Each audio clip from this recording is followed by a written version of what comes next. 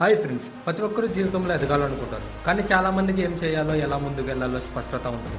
ఈ రోజు మనం మాట్లాడబోయే 7 సూత్రాలు ఎవరిగా ఉన్నా సరే, ఉద్యోగి, స్టూడెంట్, వ్యాపారవేత్త, మీ జీవితంలో బ్రేక్ త్రూ తీసుకురాగలవి. నెంబర్ 1, ఉద్దేశం గల జీవితం. మన జీవితం ఒక ప్రయాణం లాంటిది. ఇది కేవలం బతికేలా కాకుండా ఏదో ఒక ఉద్దేశంతో బతకడం ఎంతో ముఖ్యం. రోజు ఉదయం లేవగానే ఒక ప్రశ్న అడుక్కోండి, నేడు నేను ఎవరికైనా ఉపయోగపడగలనా? ఇది చిన్న సాయం కావచ్చు, ఒక స్నేహితుడికి ఊరట ఇవ్వడం కావచ్చు, లేక ఒక మంచి ఆలోచనను పంచుకోవడం కావచ్చు.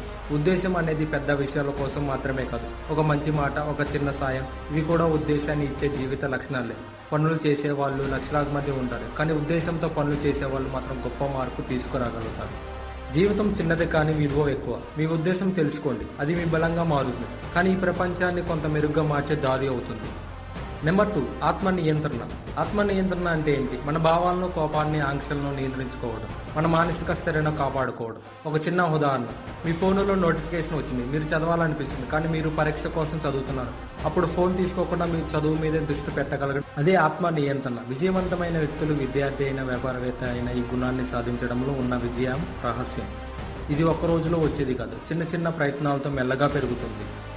ఎప్పుడు నేర్చుకునే అలవాటు. చదువు పూర్తయ్యాక నేర్చుకోవాలనే అవసరం తగ్గిపోతుందని చాలామంది భావిస్తారు, కానీ నిజం ఏమిటంటే నాలెడ్జ్ ఎప్పుడు అవసరం.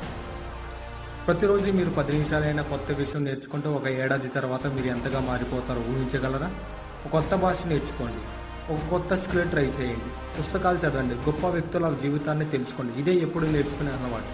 ప్రపంచంలో ఎవరైనా మీరు నేర్చుకున్న దానిని మీ నుంచి తీయలేరు. నేడు మీరు చేసే చిన్న ప్రయత్నం రేపటి గొప్ప విజయానికి పునాది అవుతుంది.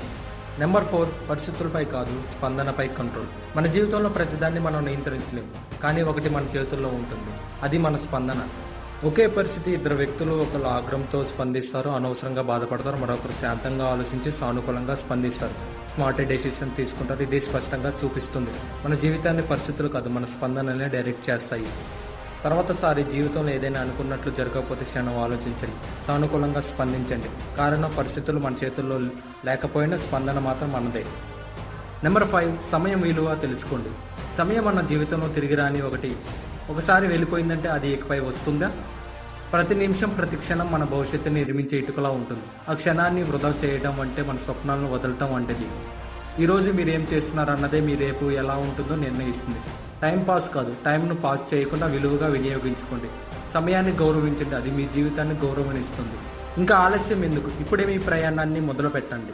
నెంబర్ 6, నెగిటివ్ థింకింగ్ను తొలగించు. మీ ఆలోచనలు మీ జీవితాన్ని నిర్మించుతాయి, కానీ నెగిటివ్ థింకింగ్ అంటేనే మనల్ని వెనక్కి లాగే శక్తి. దాన్ని ఇప్పుడే ఆపాలి. మనసులో ఎప్పుడు నేను చేయలేను, వాళ్ళు నన్ను అంగీకరించరు, నా వద్ద టాలెంట్ లేదు అనే మాటలు నడుస్తుంటే మీ జీవితం నిలిచిపోతుంది.